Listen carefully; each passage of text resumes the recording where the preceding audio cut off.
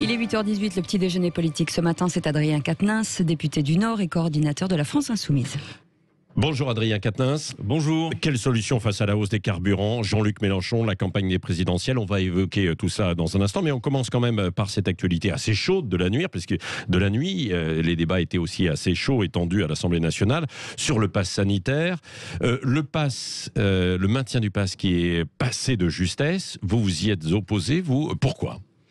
Écoutez, disons une chose, le vaccin, il est efficace contre les formes graves, il diminue la contagiosité, mais on sait, vous et moi, que le vaccin aujourd'hui ne confère pas l'immunité. Donc par conséquent, être équipé d'un pass sanitaire ne veut pas dire que vous êtes immunisé. On a aujourd'hui une couverture vaccinale qui est largement étendue. Au départ, souvenez-vous-en, les meilleurs arguments contre le pass sanitaire, c'était ceux de M. Macron lui-même et de M. Véran, qui, jusqu'à un temps récent, étaient contre le pass sanitaire, puis contre son extension à tous les domaines de la vie quotidienne, puis contre son extension dans la durée. Vous vous souvenez que ça devait être très temporaire. On nous avait dit Il y a que les imbéciles qui ne changent pas d'avis. Ah, mais là, pour le coup, ils ont beaucoup changé d'avis. Jusqu'au 12 juillet, ça ne devait pas être le cas. Et ce dont il était question hier dans l'hémicycle, c'était de permettre au gouvernement, sans plus jamais devoir solliciter l'avis du Parlement, d'avoir recours à discrétion au pass sanitaire jusqu'au 31 juillet 2022. Eh bien, nous ne sommes pas d'accord, parce que, vous savez, vivre avec le pass sanitaire, ça n'est pas tout à fait normal. Ça n'est plus totalement la liberté que de devoir présenter des données de santé pour accéder dans tel ou tel lieu. Olivier Véran vous rétorque qu'il faut être vigilant car l'épidémie peut reprendre, et elle reprend d'ailleurs chez quelques voisins à l'étranger qui eux aussi ont adopté un certain pass. Et dans ce cas, pourquoi Olivier Véran vient de procéder au déremboursement des tests ? Parce que là, pour le coup, on a une arme contre l'épidémie. Au moment où il y a une éventuelle résurgence et qu'on voit en Angleterre que ça repart de plus belle, c'est toujours ce que disait l'Organisation mondiale de la santé, tester massivement. Oui, mais voilà, ils ont décidé de les dérembourser, ce qui fait qu'on a vu, en l'espace de quelques jours, les tests passer de 700 000 tests réalisés à 400 000. Donc, si vous voulez, les incohérences et les contradictions de ce gouvernement sont importantes. Et de la même manière, c'est ce gouvernement qui, alors qu'il nous disait que la santé n'avait pas de prix au cœur de la crise sanitaire au mois de mars 2020, a fermé des lits à l'hôpital et a continué à le faire d'ailleurs en pleine crise sanitaire. Parce que M. Macron, quand il est arrivé au pouvoir, en 2 ans, 2017-2019, il a fermé 7400 lits à l'hôpital. C'était avant la crise sanitaire. Mais attendez, et en plein cœur de la crise, Patrick Roget, en plein cœur de la crise, écoutez ça, en 2020, ils ont fermé 5700 lits d'hospitalisation complète au cœur de la crise, alors que M. Macron... Oui, mais s'ils ne sont pas adaptés, ces lits, je ne les connais pas précisément, donc je ne voudrais pas me lancer dans ce débat, mais s'ils ne sont pas adaptés aujourd'hui à la situation, il s'agit de lits d'hospitalisation complète dont on a besoin et on ne peut pas continuer à fonctionner avec un modèle d'hôpital-entreprise. Vous savez, à l'heure où on se parle encore aujourd'hui, et même si on n'est plus au cœur de la grosse vague Covid, l'hôpital est totalement essoufflé. Vous avez des personnels épuisés, vous avez des manques de moyens, vous avez même une situation catastrophique en Outre-mer. Vous avez vu ces situations en Martinique notamment. En Guyane, aussi. Absolument catastrophique. On a l'impression, en effet, d'avoir finalement... cette idée qu'il y aurait une différence entre l'Hexagone et l'Outre-mer. Mais en Outre-mer, ce sont des Français, c'est la France. Mais alors, ce sont des moyens aussi supplémentaires qui ne veulent pas être vaccinés et donc qui refusent ça. Vous êtes favorable à la vaccination? Mais je vous l'ai dit, le vaccin, bien sûr, j'y suis favorable, mais je suis radicalement opposé au pass sanitaire. Parce que le pass sanitaire confère une illusion d'immunité. Le pass sanitaire, c'est la société du contrôle généralisé. Et puis surtout, je vais vous dire, ça exonère le gouvernement de faire ce qu'il a lieu de faire par ailleurs. Je ne cite qu'un exemple. Les températures commencent à baisser, c'est bientôt l'hiver. Ça fait depuis maintenant, je crois que je l'ai répété à ce micro des dizaines de fois, qu'on demande l'installation des purificateurs d'air dans les salles de classe parce qu'on sait que ça a une efficacité. Je veux dire, le gouvernement, il est... uniquement sur la ligne pass sanitaire, pass sanitaire, pass sanitaire. Sauf qu'aujourd'hui, vous le savez comme moi, vous pouvez être équipé du pass sanitaire et atteint du virus et contaminé. Encore 2 questions, Adrien Quatennens, sur ce sujet. L'Assemblée qui a aussi adopté un amendement qui permet aux directeurs d'école et chefs d'établissement dans le second degré avoir accès au statut vaccinal des élèves. Ça, vous y êtes favorable ou vous y êtes opposé aussi? C'est un problème. Ça veut dire qu'on a, en espace de quelques minutes à l'Assemblée nationale et d'ailleurs sans scrutin public, décidé de la levée du secret médical à l'école. C'est un problème. De la même manière que le fait qu'on réclame à des salariés dans les entreprises soumises au pass sanitaire une preuve de vaccination, c'est un souci. Enfin, tout ça n'est pas anodin. Un employeur n'a pas à connaître le carnet de santé de son Il y a eu des heures de débat là, à l'Assemblée nationale, non ? savez, il y a eu des heures de débat, mais tout ça est mené au pas de charge, et vous voyez bien comment ça se passe. C'est à chaque fois le président change d'avis, toute l'Assemblée nationale, en tout cas les macronistes, changent d'avis aussi. Rappelez-vous qu'avant le 12 juillet... Ils ont failli se faire surprendre, les macronistes. Alors, vous avez vu sur le vote, qu'est-ce qui s'est passé vous avez, je crois, reçu hier le député de La République En Marche, Pacôme Rupin, qui avait déposé un amendement, donc c'est des gens de chez eux, hein, c'est La République En Marche. Il avait déposé un amendement que je trouve pour le coup courageux, qui disait, bon, vous n'allez pas nous le faire à discrétion, c'est-à-dire en gros jusqu'au 31 juillet, pouvoir quand vous voulez y recourir. On va y fixer quelques conditions. Il avait proposé que le recours au pass sanitaire soit conditionné à une dégradation des indicateurs de santé. Cet amendement avait été accepté en commission et ils l'ont de nouveau éjecté pendant les débats. Donc voilà, c'est toujours la même méthode. Finalement... ils ont une difficulté avec la démocratie quand même, je crois. Conditionner le pass sanitaire au rappel vaccinal pour les personnes les plus âgées, les plus de 65 ans ou les plus fragiles, ça pourrait être une condition par exemple? Vous savez, en résumé, moi je crois à la méthode qui est préconisée par l'Organisation mondiale de la santé, qui est la conviction.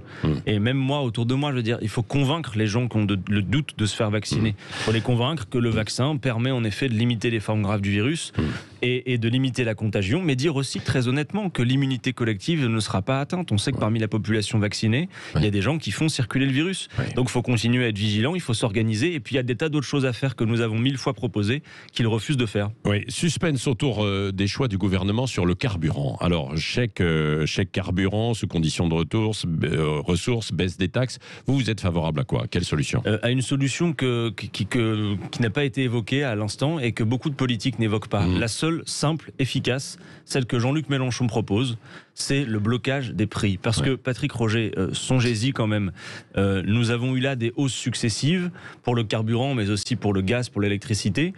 Personne n'interroge le fait de savoir pourquoi les prix montent. Et là, réfléchissez, un chèque carburant, qui va le financer? C'est le contribuable. Si de la même manière on jouait sur la fiscalité, ce que vous allez gagner à la pompe avec la baisse des taxes, vous le paierez ensuite en impôts. En revanche, il y en a qui sont exonérés de devoir participer à tout ça. Ce sont notamment les actionnaires des grandes compagnies pétrolières et des fournisseurs. Parce que demain, vous aurez un chèque énergie, vous allez avec ce chèque énergie payé par le contribuable, rémunérer les dividendes des actionnaires, par exemple de Total, qui vient d'en verser pour 7 milliards. Donc nous souhaitons que les actionnaires, les profits de ces grandes entreprises pétrolières soit mis est-ce que ça suffira, ou est-ce qu'il ne faut pas aller aussi, parce que ce sont les pays producteurs, notamment de pétrole, qui eux aussi fixent les prix, quoi. Vous savez, Patrick Roger, il faut taper en fait les pays producteurs, c'est eux qui détiennent la clé. Il y a une chose qui s'appelle le code du commerce qui permet en effet de bloquer les prix de manière très simple. Plutôt qu'une usine à gaz. Oui, mais ça c'est pendant une crise, pendant une guerre. Mais bien sûr, mais plutôt qu'une usine à gaz qui va faire qu'on va faire un chèque énergie, vous allez devoir déclarer le nombre de kilomètres, pourquoi pas le cylindre de votre voiture aussi, bref. Ah bah oui, donc plutôt que tout ça, on peut faire une chose simple qu'on a déjà faite par le passé qui s'appelle bloquer les prix. Ça a été fait pendant la guerre du Golfe dans les années 90. Oui, mais c'est ça, mais il n'y a pas une condition de guerre. C'était exceptionnel. Non, mais regardez par exemple, vous savez que la dernière fois qu'on a bloqué les prix, vous savez sur quoi c'était? C'était sur le gel hydroalcoolique. Au plein cœur de la crise sanitaire, le gouvernement avait décidé qu'il y avait un maximum sur le prix du gel hydroalcoolique. On pourrait le faire. Il s'agit de soulager la vie des Français qui aujourd'hui n'ont pas d'alternative souvent pour utiliser leur voiture et qui ne peuvent pas subir. Oui, mais alors il faudrait faire la même chose aussi avec l'électricité, avec le gaz, alors que bravo, sont soumis aussi. Roger, vous avez raison, qui sont soumis aussi à des conditions. Le problème, c'est que nous ne sommes pas seuls en fait. Pour décider de ça. Ce sont les pays producteurs. Mais le gros problème, Patrick Roger, c'est que tout ça est géré par le marché. Entendez-moi, creuser un trou pour extraire du pétrole aujourd'hui, produire du pétrole à l'heure où vous et moi on se parle aujourd'hui, ça ne coûte pas plus cher que produire du pétrole il y a quelques mois, et pourtant les prix ont augmenté. Donc c'est un mécanisme de marché qu'il s'agit de mettre en cause. Mais il n'y a pas que le carburant. Moi j'insiste sur le fait que les prix du gaz par exemple et de l'électricité augmentent essentiellement pour des raisons qui sont des raisons de marché.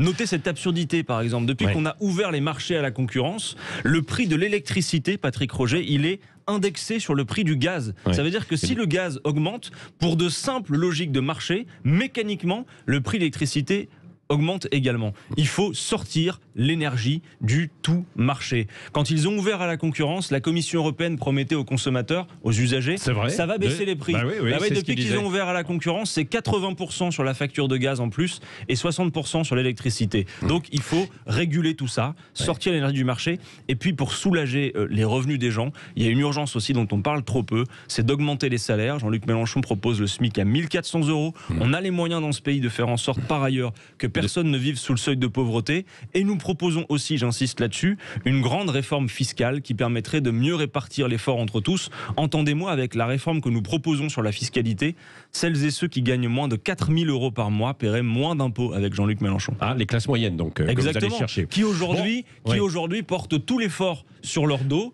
alors que les plus riches se gavent de manière incroyable. Adrien Quatennens, le temps file. Le blocage des prix, on verra si le gouvernement va vous entendre. Je suis pas sûr, quoi. Hein, non, moi non plus, je suis pas sûr. J'ai plutôt l'impression qu'ils ne veulent pas embêter leurs amis et les profits des grandes compagnies. Et Sandrine Rousseau dit qu'il faut continuer. Sandrine Rousseau dit qu'il faut continuer. Attendez, c'est moi qui pose des questions, sinon vous allez faire l'interview tout seul.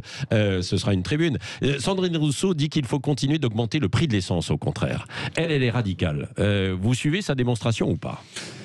Non, je ne crois pas que la priorité dans un moment où tout le monde regarde le prix à la pompe soit de dire qu'il faut augmenter le prix de l'essence. Je comprends son raisonnement qui vise à dire qu'à terme, en effet, il va falloir jouer la sobriété énergétique et notamment sur ces questions-là. Mais ça ne peut se faire qu'à la condition d'abord, que les gens aient des alternatives que nous allons construire, que nous allons devoir planifier, et deux, que le pouvoir d'achat, les revenus aient augmenté. Si vous voulez, évidemment que si on augmente le pouvoir d'achat des bas revenus, par exemple, si vous augmentez les petits salaires, vous allez avoir derrière de meilleures consommations. On a besoin, par exemple, sur l'alimentaire, de mieux rémunérer nos producteurs si on veut se débarrasser, par exemple, des pesticides que nous proposons. Donc oui, pour ça, il faut des meilleurs revenus. J'insiste sur une chose, qu'on a parlé du gaz quand même. Nous, on a fait le calcul. Patrick Roger, si on avait pris seulement 10%, 10% des profits des trois plus grands fournisseurs d'énergie, 10% des profits, exceptionnellement, on aurait pu reverser 500 € à chacun des 3 millions de foyers qui dépend du gaz. Donc vous voyez, moi j'en ai assez que ce soit... Taxer les profits. Évidemment, taxer les profits. Pas de profit sur la pandémie, en plus dans une période où ils se sont beaucoup enrichis. Alors est-ce que c'est avec ça, ce genre d'argument, que Jean-Luc Mélenchon va réussir à convaincre et à remonter la pente dans les intentions de vote? On l'a vu en fait dimanche, il dit que le second tour est à portée de poing. Alors je ne sais pas où il a vu ça précisément pour l'instant quand on regarde les intentions de vote, parce que c'est pas encore à portée de poing, quoi. Écoutez, quand vous êtes à 11% dans les sondages, dans une période, certains, pas tous, dans une période de la fois dernière, en 2016-2017, à la même période, au mois d'octobre, on était à peu près au même niveau. Et vous vous rappelez qu'après, on est monté en l'espace de 4 semaines seulement à 19%. Aujourd'hui, si on en croit les enquêtes d'opinion, bien qu'il faille prendre ça avec des pincettes, vous avez vu que le ticket d'entrée au second tour, il est en train de s'abaisser. Il y a encore quelques mois, Patrick Roger, vous auriez dit, comme tous les commentateurs, ce sera Macron-Le Pen. Ah non, voilà. Et puis finalement, aujourd'hui, c'est ce que donnent les sondages. Aujourd'hui, ça n'est plus sûr. En tout cas, nous, ce que nous faisons, c'est d'abord... Merci Zemmour. C'est d'abord, non, surtout pas. Moi, je dirais jamais merci à un candidat qui, par ailleurs, s'il était candidat, a été condamné pour des faits de racisme et sort tous les jours des choses les plus ahurissantes les unes que les autres. Mais la question précédente m'intéressait plus. On fait campagne sur un programme. Et le 18 novembre, on sera les premiers, le 18 novembre, il y aura en librairie un programme complet, disponible, réactualisé, qui s'appelle L'Avenir en commun. Et j'invite tout le monde à lire les programmes.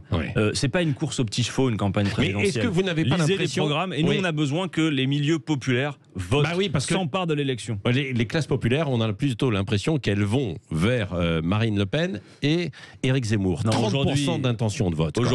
Pourquoi? Aujourd'hui, ils vont beaucoup... Parce que vous n'osez pas aborder certaines questions comme l'immigration, l'insécurité? J'ai aucune difficulté. D'ailleurs, nous les abordons. Il y a un programme très sérieux, très complet sur la sécurité à la France Insoumise. Vous me réinviterez si vous voulez pour en parler. Sur l'immigration, c'est pareil. Non, mais juste d'un mot.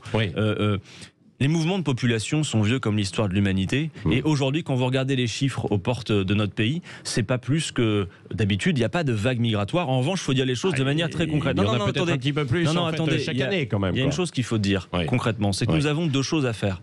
La première, c'est qu'il y a des causes au mouvement de population dont on ne parle jamais. Vous n'entendez pas M. Zemmour, Mme Le Pen parler de ce qu'il ferait en matière géopolitique pour éviter des conflits, de ce qu'il ferait sur le changement climatique, alors que le GIEC nous dit qu'avec le changement climatique, d'ici à 2050, 280 millions de personnes vont devoir se déplacer. Ils n'en parlent pas.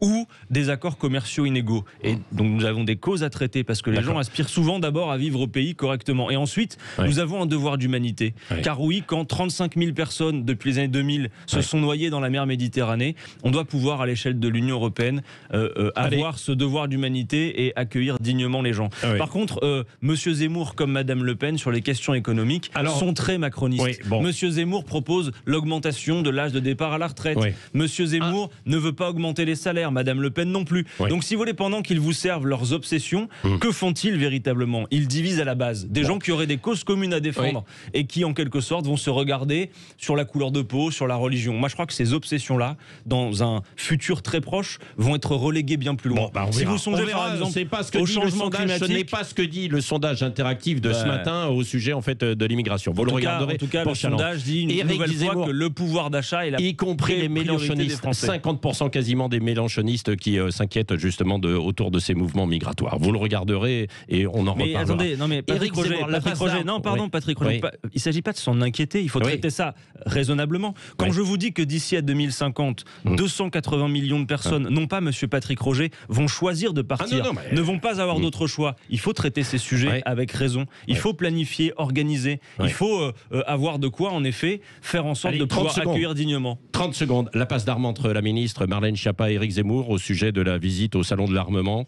Éric Zemmour a réussi son coup. C'est-à-dire que même si les images sont détestables, le fait que la ministre s'y mette, forcément, fait que ça produit le buzz. Et c'est ce qu'il voulait, sans doute. En revanche, moi, je m'étonne, comme d'autres, et comme certains de vos collègues d'ailleurs, que la semaine dernière, quand il raconte les plus grandes horreurs sur l'école et fait des comparaisons avec Mengele, etc., là, il n'y a personne pour réagir. Je pense quand même, au gouvernement, ils n'ont pas réagi à ce moment-là. Donc moi, je pense qu'ils ont du mal à l'affronter correctement. Maintenant, disons les choses. Éric Zemmour se comporte en candidat.